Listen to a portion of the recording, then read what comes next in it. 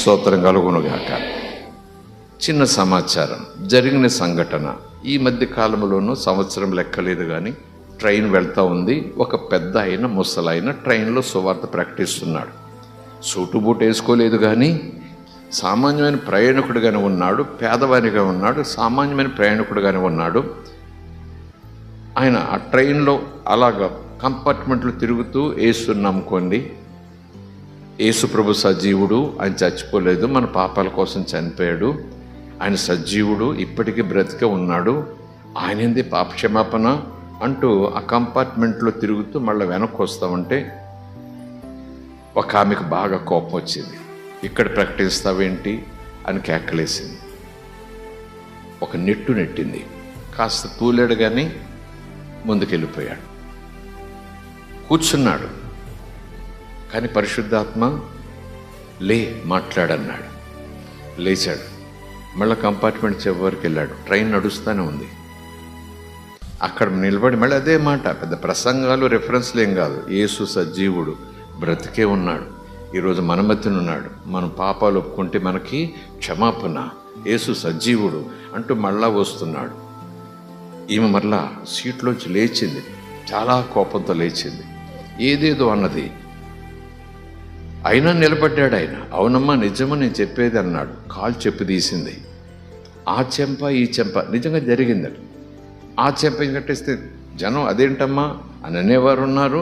కొంతమంది వింతగా చూస్తున్నారు. కొంతమంది అవును ఆవిడ చేసిన దాంట్లో తప్పేముంది అన్నట్టుగా చూస్తున్నారు. మరొకరు మేము చేయలేని పని ఆవిడ చేసింది అంటూ వాళ్ళ కళ్ళల్లో సన్మానం చూస్తున్నారేమో. టపటపటప చెప్పుతో కొట్టేసింది. ఎన్నిసార్లు చెప్పాలి నీకు ఈ కేకలు వేయొద్దని, చెప్పొద్దని అసలు అంటూ అలాగును కొట్టింది. అవమానం. ఆగాడు కాసేపు. అలా ముందుకెళ్ళాడు. మళ్ళీ పరిశుద్ధాత్మ అన్నాడు కంటిన్యూ. మళ్ళీ ఆ మూల నుంచి ఆగి దవడలు చదురుకుంటూ కళ్ళజోడు మళ్ళీ సరి చేసుకుంటూ పెద్ద ఆయన ముసలాయన. యేసు సజీవుడు, మన పాపాలు క్షమిస్తాడు, మన పాపాలు ఒప్పుకుంటే క్షమాపణ, పరలోకం వెళ్తాము అంటూ మళ్ళా వస్తుంటే ఈవిడికి ఏం చేయాలో తెలియట్లేదు. ఇంకా దగ్గరికి వచ్చేసాడు. ఆమెకు తీవ్రంగా లాయించింది. ఇంకా చాలా మరి పీక్ పట్టుకుంటుంది ఏంటో తెలియదు. ఇక ఒక తీవ్రమైనటువంటి కోపంతో మీదకు రాబోతుండగా పక్కన ఒక పిల్లోడు ఉన్నాడు. మరీ చిన్న పిల్లోడు కాదు కానీ ఒక పిల్లోడు ఉన్నాడు. ఆ పిల్లోడు చటాన్ లేసి మమ్మీ ఆయన ఏం చేయకు, ఈయన్ని యేసుప్రభువే పంపాడు ఇక్కడికి అన్నాడట. ఆమె వెంటనే ఏడుస్తూ ఆ ముసలాయన కాళ్ళ మీద పడిపోయిందంట. అదేంటది అంత కొట్టినావిడ పిల్లోడు ఇలాగంటే అలా ఏడ్చేయటం ఏంటి, సువార్త ఏం లేదు కదా అంటే లేదు అక్కడ ఒకటి జరిగింది. ఎందుకంటే ఇంకా అతను ఏదో చేయాలని ప్రయత్నం చేస్తున్న ఆమెకు ఈ పిల్లోడు అడ్డొచ్చాడు.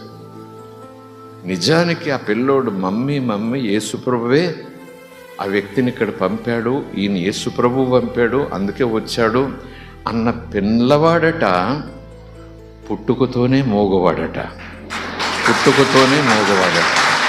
Praise the lord, hallelujah, glory.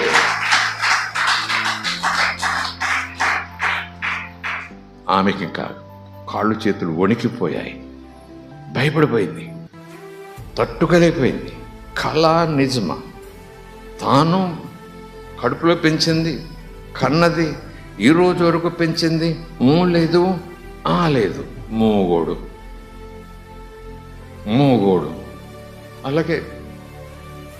కానీ ఈరోజు మొదటి మాట, స్పష్టమైన మాట, దేవుడు ఈయన్ని ఇక్కడ పంపాడు అన్న మాట. ఆమె అలా కుర్రోని చూసి ఇంకా అసలు ఏం లేదు, బోరుని ఏడుస్తూ ముసలైన కాళ్ళ మీద పడిపోయి నాకు యేసు ప్రభువు కావాలన్నంతే. నేను అంటాను దేవుడు అలాగున కార్యాలు చేయబోతున్నాడు. స్తోత్రం కలుగునుగాక. ప్రభు కోసం మనం నిలబడాలంటే ఓపికతో నిలబడాలి, సహనంతో నిలబడాలి, తట్టుకుంటూ నిలబడాలి, ఓచుకుంటూ నిలబడాలి. మనం చేసేది చేసుకుంటూ పోవాలి. మనం ఏమి కూడా చేతులు వేయాల్సిన పని లేదు, నూనె జల్లాల్సిన పని లేదు, 10,000 ఇవ్వడం మీకోసం ప్రార్థన చేసిన పని లేదు. ఆయన చెప్పినది పరిశుద్ధాత్మ ప్రేరేపణతో చేసుకుంటూ పోతుంటే ఆయన నీ కూడా వచ్చి తన శక్తిని విడుదల చేస్తూ ఉంటాడు. రాబోయే దినాల్లో ఇంకా కుమ్మరించేస్తాడు ఆయన, చాలా కుమ్మరించేస్తాడు ఆయన. అవకాశం ఆయనకి ఇవ్వాలి, అవకాశం యేసయ్యకి ఇవ్వాలి. యేసయ్యకి ఇవ్వాలంటే ఆయన కోసం నువ్వు నిలబడాలి. ప్రైజ్ అలాడ్ హల్లెలూయా. పారిపోతే కుదరదు, నువ్వు నిలబడాలి, మౌనంగా నిలబడాలి. యేసు సజీవుడని చెబుతూనే ఉండాలి. దేవుడు కార్యములు చేయకపోతే ఆయన అడగాలి. ప్రైజ్ అలాడ్ హల్లెలూయా. దేవుని నామానికి స్తోత్రం.